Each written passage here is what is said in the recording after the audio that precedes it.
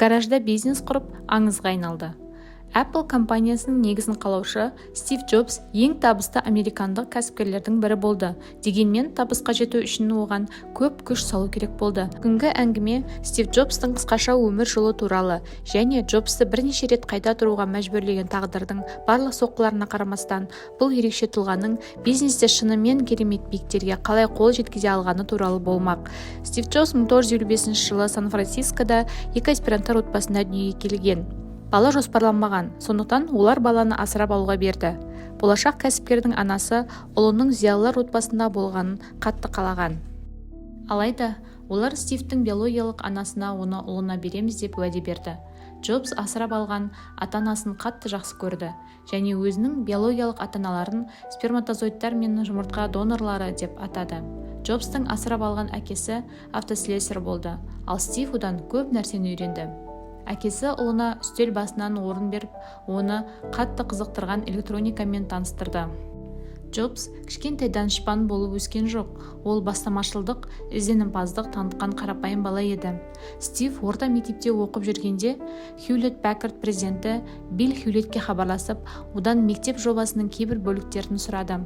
Джобстың бастамасы Хьюлеттке қатты әсер еткен сонша, ол Стивке өз компаниясында тағылымдамадан өтуді ұсынды. Кейін жігіт заңсыз заттарға қызығып, хиппилерге жақын болып, сүйіктісімен үйден кетіп қалды. Бір сөзбен айтқанда, ол ата-анасын көп уайымдап азапқа салды. Джобс мектепте оқып жүргенде өзінен үлкен Стив Вознякты кездестірді. Жігіттердің ортақ қызығушылығы технология болды. Сондықтан олар Джобс үйінің гаражында жиналып, сол жерде өз өнер табыстарымен жұмыс істеді. Мектептен кейін Джобс Орегондағы колледжге барды, бірақ ол оқудан тез жалығып, оқуды тастап кетті. Менде жатақхана бөлмесі болмады, сондықтан достарымның бөлмелерінде еденде ұйықтадым.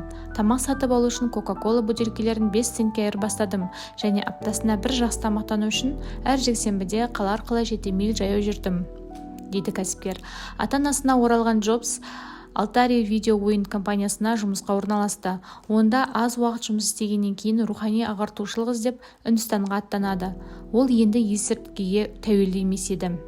Олардың орнын буддизм мен вегетариандық басты.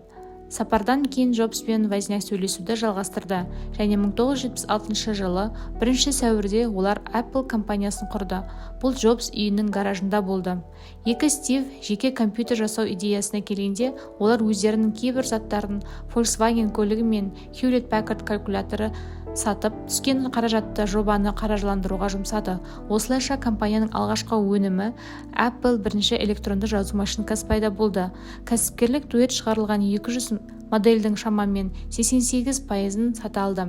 Дегенмен, тағы бірнеше инвесторларды тауып, Apple 2 деп атаған жаңа және жетілдірілген компьютерді іске қосқаннан кейін, Джобс пен Возняк өздерінің тұңғыштарын шығарудан бас тартты. Apple 2 компанияның ең басты өнімдерінің бірі болды. Сонымен қатар әлемдегі алғашқы дербес компьютер болды. Осы сәттен бастап олардың бизнесі өркендей бастады. Компания IBM сияқты алпауытпен бәсекеге түсті. Apple 3, Apple Lisa және Macintosh пайда болды. 1978 жылы Стив Джобстың байлығы $1 миллион бағаланса, 2 жылдан кейін ол $250 миллион жетті. Алайда 1985 жылы IBM өзінің дербес компьютерін шығарды, ал Apple'де проблемалар туындай бастады. Сол кезде Джобс компанияның сол кездегі бас директоры Джон Скулимен қатты қақтығысты. Олардың Apple'дің дамуына әртүрлі көзқарастары болды. Олардың арасындағы келіспеушіліктер соншалық Джобс пен Возняк өз компанияларын тастап кетті. Дегенмен, бұл сәтсіздік Джобсты бұзбады. Бизнесмен Next Inc. деп атаған басқа компанияның негізін қалады. Ол инвесторларды тауып, нарықта танымал болған өнімдерді жасады. Сонымен қатар кәсіпкер кейінірек Диснейдің Pixar атауына ие болған анимациялық студияға инвестиция салды. Джобс өзінің негізгі идеясына, яғни әлемді технология арқылы өзгертуге берік болды. Бірнеше жылдан кейін Next табысты болатыны сонша, Apple оны сатып алғысы келеді және солай етеді. 1997 жылы Стив Джобс Apple'ге кеңесші ретінде оралды. Кейінірек компанияның бас директоры болды.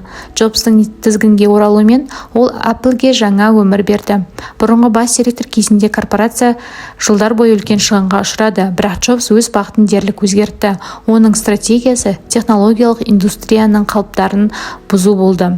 2001 жылы компания бірінші iPad шығарды, 2007 жылы бірінші iPhone шығарылды, ал бір жылдан кейін MacBook Air таныстырылды. Джобс өзінің алғашқы ғашығы Крис Энн Бреннанмен бірнеше жыл кездесті. 1978 жылы Крис одан қыз туып, оған Лиза деп ат қойды. Алайда Джобс оның әке екенін мойындамады. Дегенмен, ДНК тесті қыздың әкесі Apple компаниясының негізін қалаушы екеніне еш күмән қалдырмаған. Ақырында Джобс қыздың анасымен ажырасып кетті, бірақ қаржылық жағынан көмектесті және уақыт өте келе Лизамен қарым-қатынас орнатты. Одан кейін ол Лорен Пауль атты әйелге үйленеді. Сүйіктісіне ұсыныс жасаған Джобс жұмысымен айналысып, жеке өмірін ұмытып кетті. Олар 1991 жылы үйленіп, Рид есімді ұлдың ата-анасы болды. Содан кейін олардың тағы 2 қызы болды, Эрин мен Хауа. Кәсіпкердің кенже қызы қазір модельдік мансабын сәтті құруда. 2003 жылы Стив Джобсқа ұйқы безінің қатерлі ісігі диагнозы қойылды. 2011 жылдың 24 тамызында ол Apple басшысы қызметінен кетіп, тізгінді Тим Кукке тапсырды. Ал 5 қазанда Стив үйінде отбасы мен достарының қоршауында қайтыс болды. Біз ғаламда із қалдыру үшін келдік, әйтпесе біз неге мұндамыз, деді Джобс, және ол сөзсіз өз ізін қалдырды.